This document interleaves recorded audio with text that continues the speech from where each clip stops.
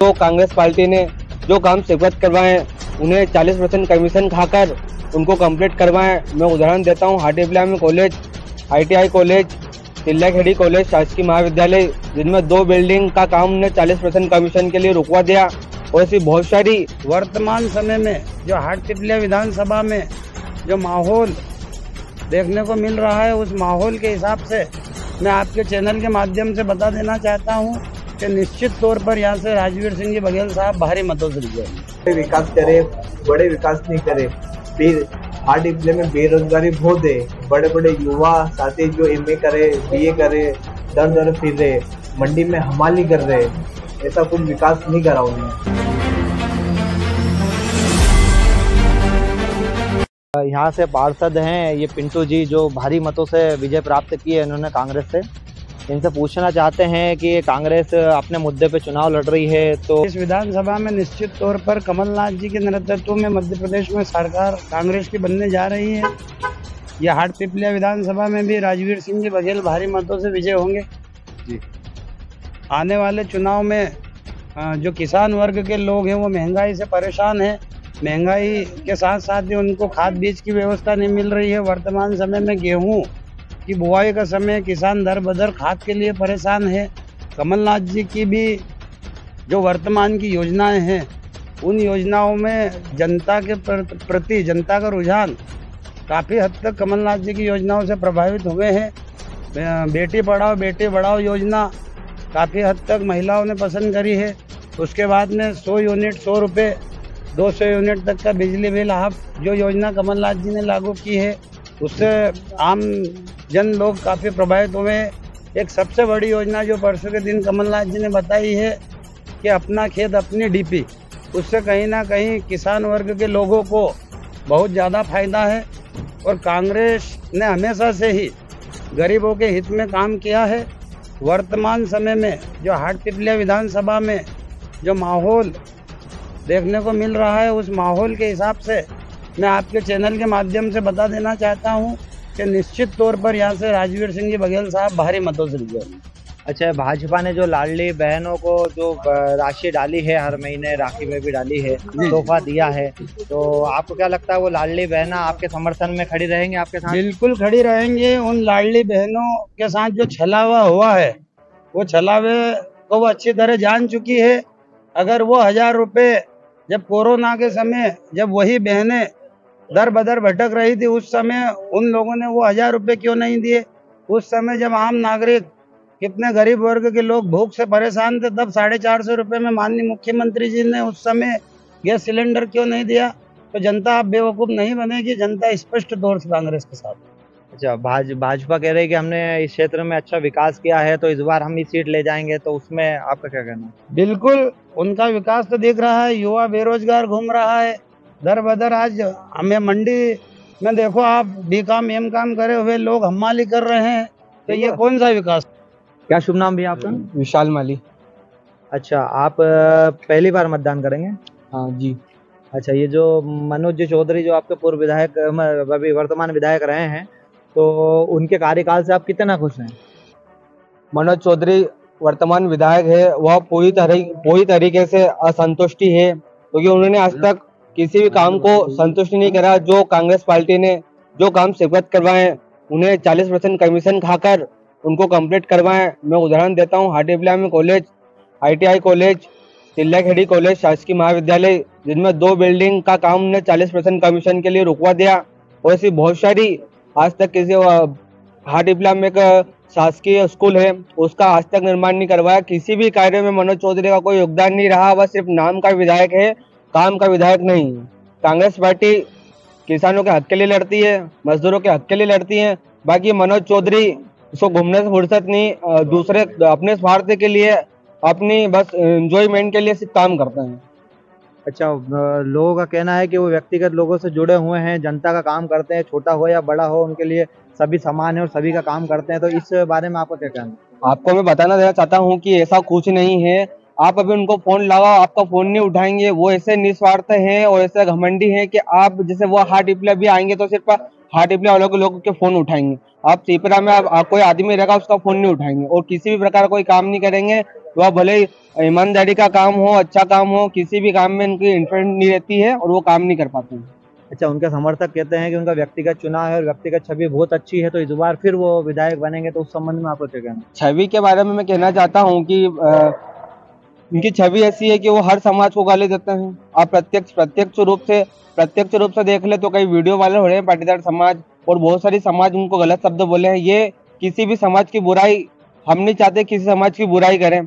ये ऐसा आदमी है कि ये सब समाज की बुराई करता है और ये बिल्कुल लोगों के मन में ऐसा वो नहीं है कि ये सबके दिलों में राज करेगा, ऐसा कुछ भी नहीं है। अच्छा, आप नई युवा पीढ़ी है, सोशल मीडिया से बहुत अच्छी तरह से जुड़े हैं। आपने जो ये कांग्रेस जो वादे कर रही है कि हम सरकार स्थापित करेंगे और हमारी सरकार अच्छा काम करेगी, तो उसमें आपने सोशल मीडिया के माध्यम से क्या क्या देखा और क्या क्या समझा? सोशल मीडिया के माध्यम से अभी इनके तक 500 रुपये और बहुत सारी छात्रवृत्ति योजनाएं डाली हैं, बताई हैं, वो सभी चुनाव के बाद लागू होगी। और मेरा विश्वास है, कमलनाथ जी की सरकार थी, 1.5 साल के लगभग थी, उन्होंने बताया था कि बिजली बिल माफ होंगे, बहुत सारे बिल माफ हुए, किसानों के कर्जे माफ हुए और 200 यूनिट हाफ का भी वादा पूरा हुआ और सभी कांग्रेस ने वादे पूरे हम आए हाटपिपलिया विधानसभा क्षेत्र में।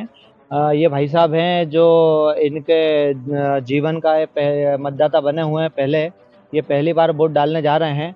हमसे पूछना चाह रहे हैं कि आप पहली बार मतदान करेंगे तो आपको कैसा लग रहा है?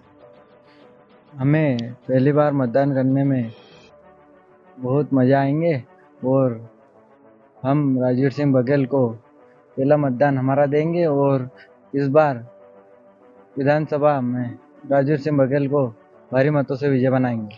आप देश की युवा पीढ़ी हैं, तो आपने राजवीर सिंह बघेल साहब को ही क्यों चुना? राजवीर सिंह बघेल साहब से हमारे घर के पुराने संबंध है और व्यक्ति भी बहुत अच्छे, कार्य बहुत करते हैं वो।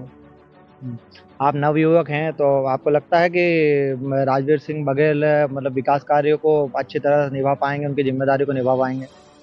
राजवीर सिंह बघेल अच्छी तरह से निभा पाएंगे, हमें पता है। और राजेंद्र सिंह जी बघेल, उन्होंने भी बहुत अच्छे से निभाया है।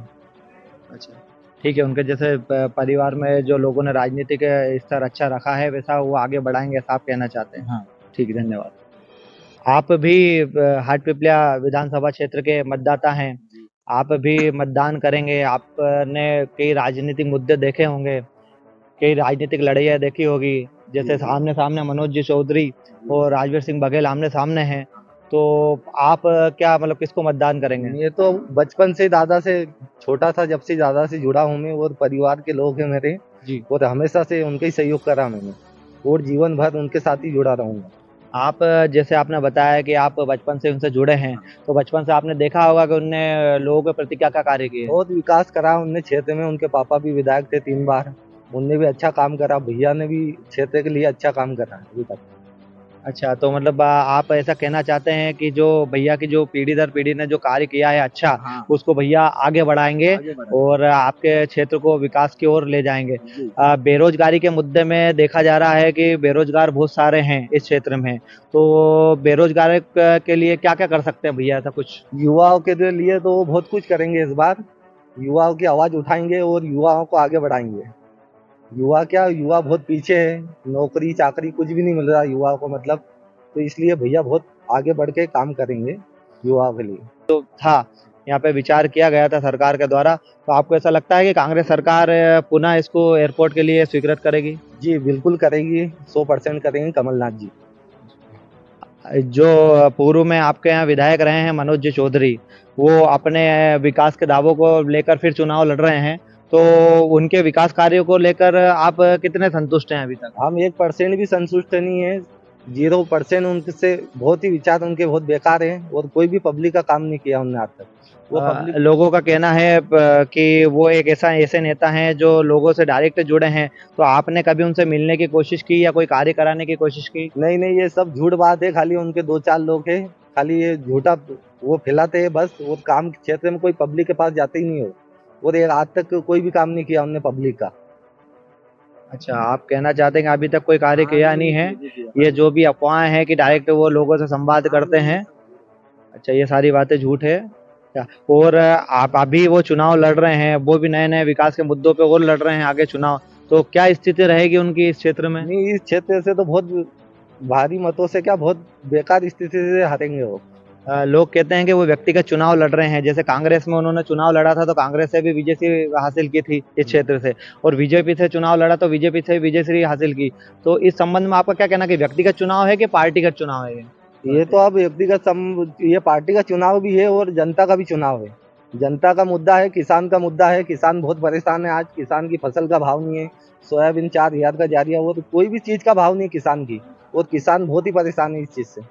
यहाँ से हाटपिपल्या विधानसभा से ठाकुर राजेंद्र सिंह बघेल भारी मतों से जीतेंगे। अच्छा, तो ये जो बीजेपी ने जो लाडली बहना वो प्रलोभन दिया है कि उनके खाते में हर महीने पैसे डालेंगे, तो उससे बीजेपी कह रही है कि सारी लाडली बहनों के वोट हमें मिलेंगे।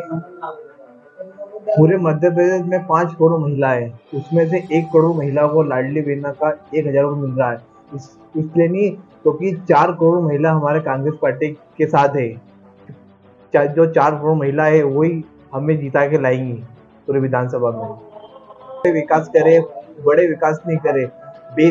हाटपिपल्या में बेरोजगारी बहुत है। बड़े बड़े युवा साथी जो MA करे, BA करे, दर दर फिर रहे, मंडी में हमाली कर रहे, ऐसा कुछ विकास नहीं करा उन्होंने। राजीव भैया संघर्ष करो, हम तुम्हारे साथ हैं। राजीव भैया संघर्ष करो, हम तुम्हारे साथ हैं। कांग्रेस पार्टी जिंदाबाद, कांग्रेस पार्टी जिंदाबाद, कांग्रेस पार्टी जिंदाबाद।